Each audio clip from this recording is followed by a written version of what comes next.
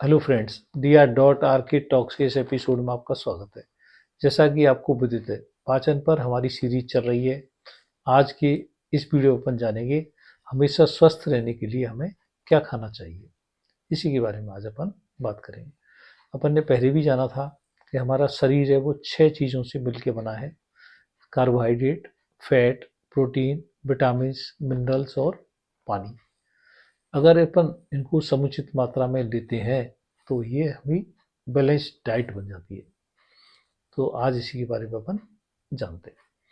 अगर अपन को balance diet सही मात्रा में, उचित मात्रा में, सही ढंग से खाते हैं तो एक तरह से दवाई भी है और एक तरह से अमृत भी बन जाता है। अपन जानते हैं सबसे पहले कि बैलेंस डाइट हमारे शरीर के लिए क्यों ज़रूरी है, किस किस को ज़रूरी है। तो सबसे पहले बच्चों के शारीरिक और मानसिक विकास के लिए संतुलित आहार बहुत ज़्यादा ज़रूरी है।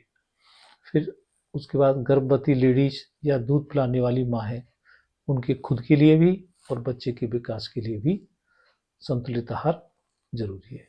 फिर तीसरे, वयस्क या एडल्ट हैं तो उनको हर अपनी सेल या कोशिका को चलाने के लिए, मांसपेशी बनाने के लिए, शरीर को सुडौल बनाने के लिए और हमारे दिमाग को सही कार्य करने के लिए हमें असंतुलित आहार खाना चाहिए।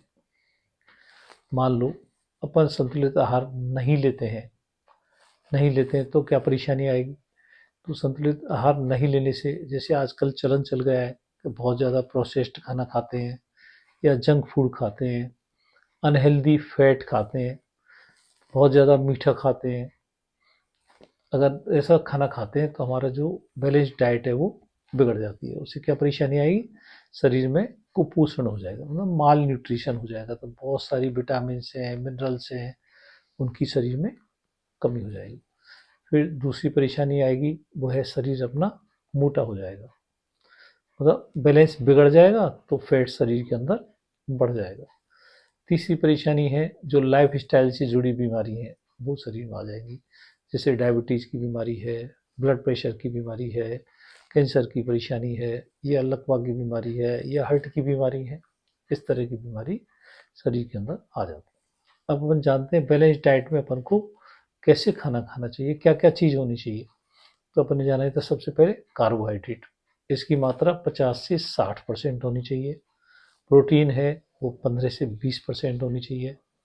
फैट वो भी बहुत ज़रूरी है बैलेंस डाइट में, लेकिन ये हेल्दी टाइप का फैट होना चाहिए, इसकी मात्रा भी 20 से 30% के बीच होनी चाहिए।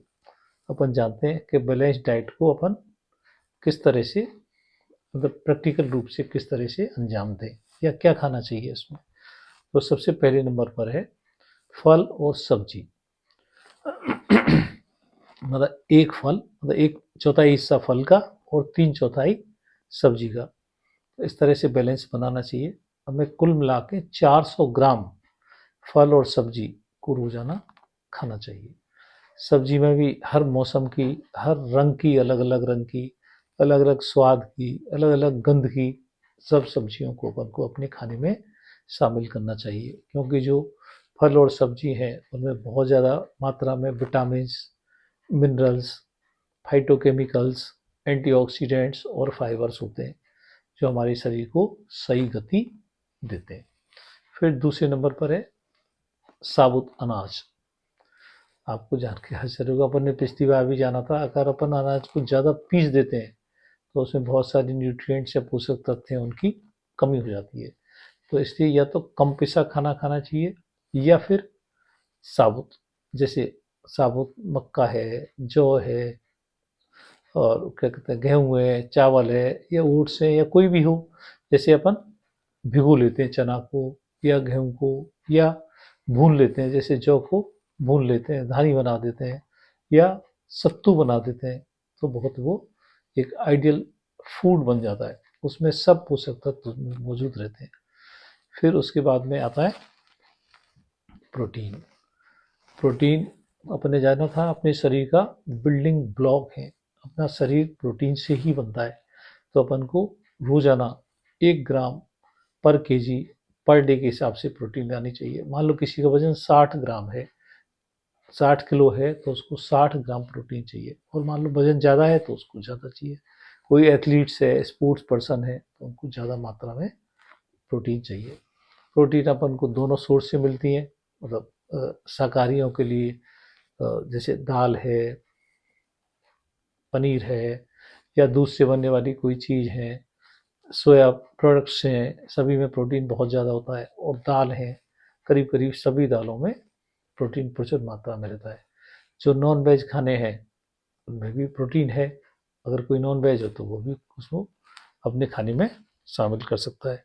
फिर अपन ने जाना था कि हेल्दी फैट, अपन ने पिछली बार भी जाना था कि जो अपन को जो वनस्पति घी है उसको अवॉइड करना है, क्योंकि उसमें होता है ट्रांस फैट।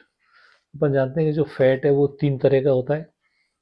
सबसे पहले जो सेचुरेटेड फैट है, अनसेचुरेटेड फैट है, और ट्रांस फैट है। तो ट्रांस फैट की मात्रा 1% से भी कम होनी चाहिए, जिसमें केक है, बिस्किट है, पेस्ट्री है, जो ट्रांस फैट के रूप में होता है, 1% से भी कम। सेचुरेटेड फैट है वो एनिमल सोर्स से मिलता है, उसकी मात्रा 10% से ज़्यादा नहीं होनी चाहिए। फिर उसके बाद अनसेचुरेटेड फैट है, वो अपन को वनस्पति तेल से मिलता है, मतलब जैसे कच्ची घानी का अपन तेल कहते हैं, या कोल्ड प्रेस्ड ऑयल कहते हैं, जिसमें सरसों का तेल है, मूंगफली का तेल है, या सोयाबीन का तेल है, या ऑलिव ऑयल है। इस तरह का कोई अपन ऑयल यूज हेल्दी कर सकते हैं। या फिर नट्स और सीड्स में तेल है, जैसे बादाम है, अखरोट है, मूंगफली है, वो भी अपन उसको अपने खाने में शामिल कर सकते हैं, क्योंकि उनमें बहुत हेल्दी टाइप का फैट होता है। फिर पांचवा है जो लास्ट है, वो सबसे इम्पोर्टेंट है, वो है पानी। मतलब अपन को 6 से 8 ग्लास पानी रोजाना पीना चाहिए। हमारे शरीर के जो एक्सक्रीशन है, वेस्ट प्रोडक्ट्स को शरीर से बाहर निकालने के लिए बहुत ज़्यादा ज़रूरी है। हमारी हर मेटाबॉलिक एक्टिविटी के लिए हमें पानी चाहिए। तो अपन समुचित मात्रा में अगर पानी पीते हैं तो हम हमारे शरीर को स्वस्थ रख सकते हैं। ऐसा करके आज अपन ने अगर छोटे छोटे स्टेप्स का अपन ध्यान रखते हैं तो हम हमेशा के लिए स्वस्थ रह सकते हैं। Thank you very much. Channel को लाइक करें, कमेंट करें, शेयर करें, सब्सक्राइब करें।